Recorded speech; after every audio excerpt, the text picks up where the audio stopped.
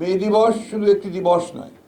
মে দিবস আপনি ইতিমধ্যেই শুনেছেন যে এটা গোটা বিশ্বের সকল মেহনতি মানুষ যারা কাজ করে শ্রম দিয়ে যারা তাদের জীবিকা নির্বাহ করে এবং যাদের শ্রমের উপর রক্তের উপরে সভ্যতা নির্মিত হয়, সেই শ্রমিকদের একটা অত্যন্ত গুরুত্বপূর্ণ দিবস মে দিবস। এই দিনেই আপনারা জানেন যে রক্তের মধ্য দিয়ে একটা দাবি আদায় হয়েছিল 8 ঘন্টা কর্ম সময়ের জন্য। এই দিনটি বাংলাদেশে আমাদের জন্য অত্যন্ত গুরুত্বপূর্ণ এই বর্তমান রাজনৈতিক প্রেক্ষিতে।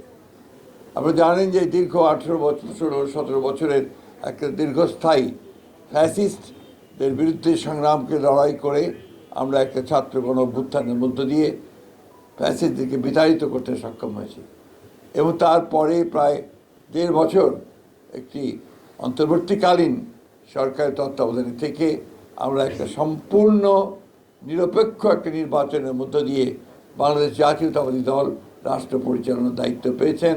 আমাদের নেতা তারেক রহমান সাহেবের নেতৃত্বে তিনি প্রধানমন্ত্রী হয়েছেন। আমি আজকে এক পত্রিকা একটি সংবাদ দেখলাম, যে সংবাদটি আমাকে অত্যন্ত আহত করেছে।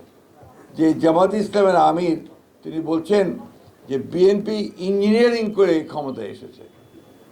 আমি এটা তীব্র নিন্দা জানাচ্ছি, প্রতিবাদ জানাচ্ছি এবং তিনি বা তার দল যে কখনোই সুস্থভাবে চিন্তা করেন না তার প্রমাণিত এটা হয়েছে।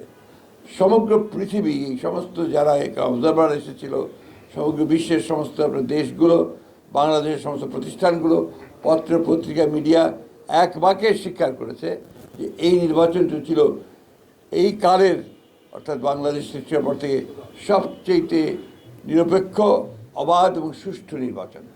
এবং সেই সুষ্ঠু নির্বাচনের মধ্য দিয়েই বিএনপি তার জনপ্রিয়তার মধ্য দিয়ে 213টি আসন লাভ করে সে সরকার গঠন করার সুযোগ পেয়েছে।